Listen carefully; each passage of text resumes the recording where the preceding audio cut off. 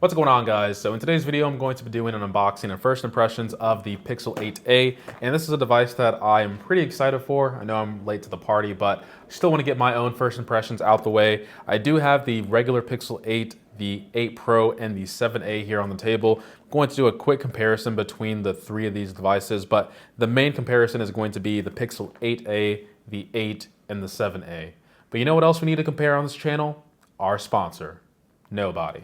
All right, so let's get these devices out the way. If you guys know me, the A series is my favorite series by Google. We got to give credit where credit is due, and this was made in China. Let's go get the unboxing knife. So we just do a quick cut there, and then we do a quick cut here, and it's cut. This is also the porcelain color, and the color looks like so. Definitely more rounded than the previous versions. This could also just be the paper. Yep, just looks like the paper. So let me go ahead and take this out. And this is a first having the paper up here. Looks like it's just one continuous piece. Let's give it a quick smell. Honestly, smells pretty good. Smells like lavender.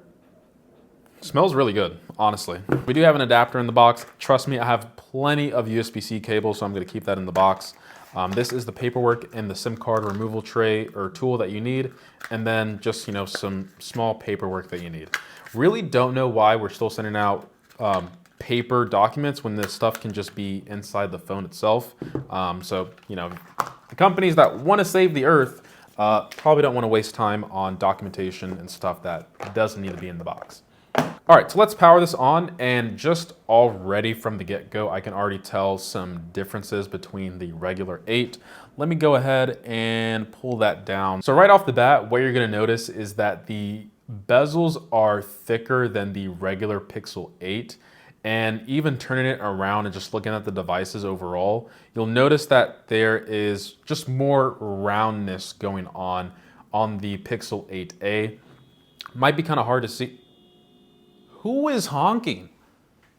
Oh my God, they actually almost got into an accident. All right, so let me take you guys around the device real quick. So on the right-hand side, we have our power button and then our volume rocker. The bottom houses our charging port and then the microphone and speakers.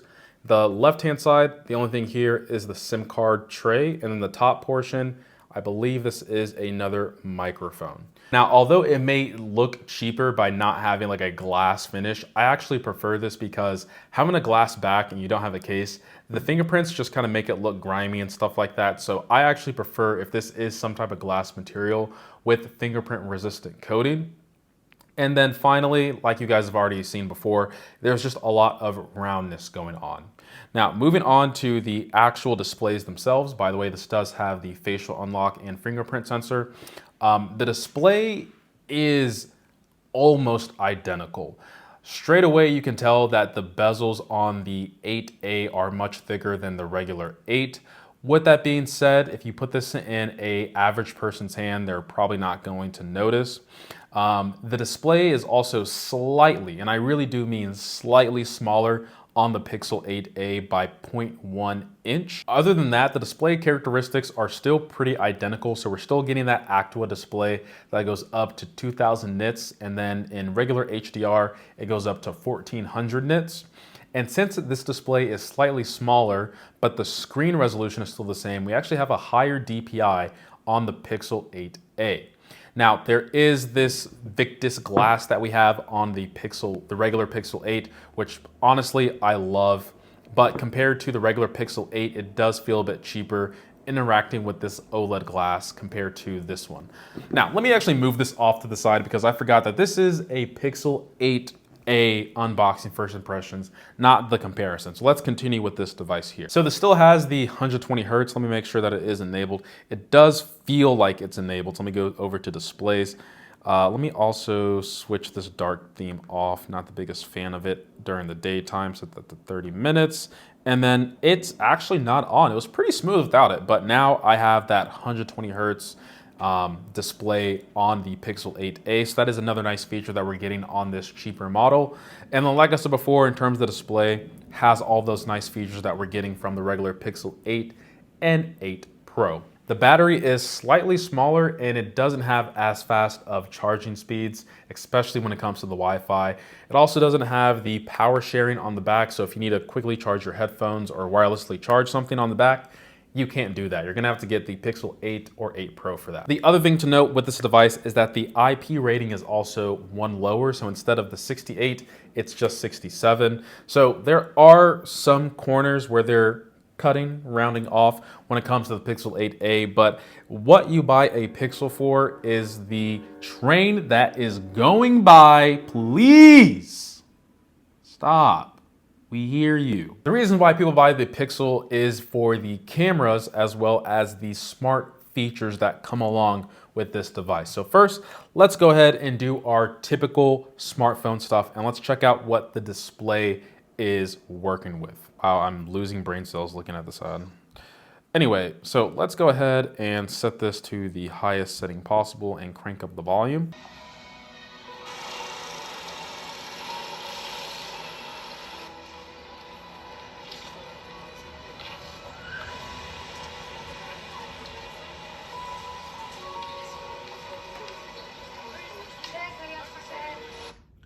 Now, I understand that the tech enthusiast people are going to be screaming that, wow, these bezels are so thick. But to be completely honest, this is the budget lineup of Google. But overall, the quality of the display, the colors, the smoothness, that is what you're buying the screen for.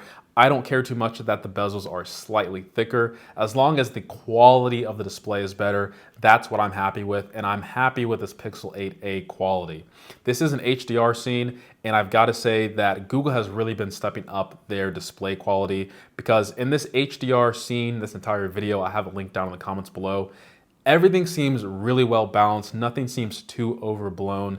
Even the color in the sky has a nice hue to it. Things are very contrasty, very vivid, very rich. And the HDR highlights where it feels as though the sun is actually beaming down on it or giving a strong cast. It doesn't seem like it's being overblown at all in this specific screenshot, or I should say still shot. If I were to go over to this scene as well, click play, same exact thing. Like, this looks like a really good display. Now, going over to the speakers, I would say that the speakers on the 8 and 8 Pro are slightly better. Definitely the 8 Pro has better speakers than this. But when talking about this Actua display from Google now, they really do have a quality display on the Pixel 8a.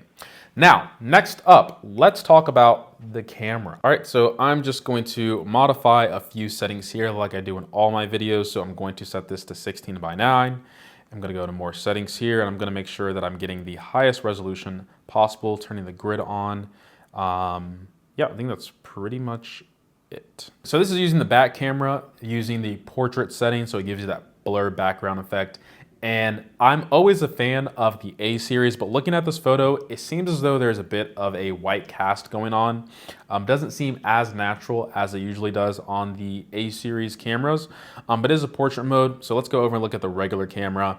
This one definitely seems more true to life, especially when it comes to the color tones of my skin and things that are around me as well. Very sharp, 500 bucks. I'll get into the price in a second. I'd say I'm pretty happy overall with the quality of this camera. This is the back camera. Let's go and see what the front camera looks like, and looks a bit more computer generated, or I should say software enhancements going on with the blurred background. But overall, I mean, this is an exceptional photo that's taken with the front camera of the Pixel 8a. Very happy with it. And this is the regular camera. Once again, way above its class weight. Like, if you brought this in front of me, I would think this was shot on a flagship camera, no doubt. So yeah, this is really good. You can even see the ridges in the microphone that I'm wearing as well. So very nice to see that the A series is having a top of the class camera system as usual at a price point half a grand. All right, so we are testing out the front-facing camera on the Pixel 8a. My voice sounds a little bit deeper. It's because this is the next morning. Ended up messing up when it comes to doing the back camera, so I'm just going to redo the whole thing so the lighting is the same. Like I said in my photos, it seems as though when the sun is hitting you, it has too much of a white cast going on. But I would say for the front facing camera, it's not too bad. You guys can tell me how it looks and sounds, and also for the stabilization. I don't think there's a stabilization in the front camera, but let's check out the back camera and see if there are any improvements there. But for a front facing camera, I'm okay with this. All right, now I'm testing out the back camera on the Pixel 8a. This does have optical and digital stabilization, so you guys let me know if the stabilization is good. Also, tell me if the quality is better or not. We are using the back camera, so I'm hoping that it's going to be controlled a little bit more when it comes to the lighting. But once again, you guys let me know how it looks and sounds, and tell me if this is good enough for a series phone by Google, because Google is all about the camera. So this does not have a telephoto lens that we get on the 8 Pro, and I don't even know why in some comparisons that people are comparing this to a Pro model. The only thing that this should really be compared to is the 8 or mid-range phones. I know with inflation, it's like, wow, $500 is mid-range. I know, it's kind of crazy, but yeah, I would not compare this to a Pro model phone from any flagship company. So you might be missing out on telephoto, but to be honest, it's not like you were missing out on anything really anyway. If you need to zoom in that much, the digital zoom does most of it. If you're a person who typically needs to zoom in and still retain most of your shot, or I should say the resolution of your shot, fork over the telephoto lens, but that's not something you're gonna get with the A series phone. The other nice thing when it comes to the photo department on Google is that a lot of the cool features that you get are really the software components or the things that you can get with Google Photos, and things like Best Take, the photo unblur. You're still getting that with the Pixel 8a. And on top of that, the processor across all the 8 series devices are the same. So the processor that's in the Pro model is also in this $500 Pixel 8a. So I've got to say Google is doing all the right things when it comes to making this device, but we got to talk about the price and the 8 as well. Now, one of the most common question is, why would you buy this when the regular Pixel 8 exists? And the answer to that question is the Pixel 8a exists because it is cheaper and more accessible for people who cannot afford the 8. The counter argument that people give is, well, the Pixel 8 is going to be on sale, so why would you get the Pixel 8a? Newsflash, if the Pixel 8 is on sale, chances are the Pixel 8a is going to be on sale as well and going to be cheaper. Just because this is the better phone for, let's say, $100 doesn't mean it should be the device that everyone should get and that the Pixel 8a is obsolete, because some people don't have the money to fork over an extra $100, $150 for the regular Pixel A. If this is off by $100, this is still going to be off by $100, and the price difference is still going to be the same.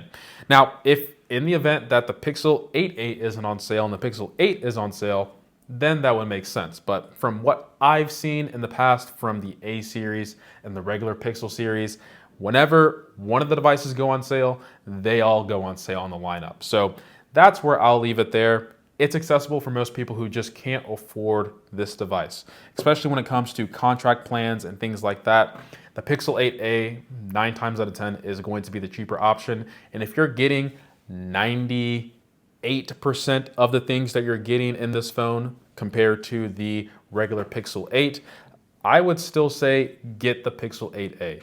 There is a reason why this exists, and I'm happy that Google is still continuing to make the Pixel 8a. But I will have my final review and my day in the life coming out soon. I'm gonna put my SIM card in here.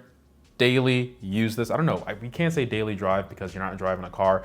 I will use this as my main phone, give you guys a glimpse into what it's like using a Pixel 8a. And then in my review, I'll have a holistic view of what this device is like. And then I'll have my dedicated comparison videos. That way, people who are trying to decide whether they want the 8a or the regular 8 or even the Pro, or if you're coming from the 7a, you have a video that you can view. So get subscribed, on the road to 100,000 subscribers. Appreciate every single sub, like, and comment. And as always, guys, much love. Porcelain, probably wouldn't get this color though. The blue or the green looks good, but if you're trying to be classy, the white and black is always the good choice. Mic check, 1, 2. What's going on, guys? So in this video, I'm going to be, don't have my watch. What's going on, guys? Someone at my door.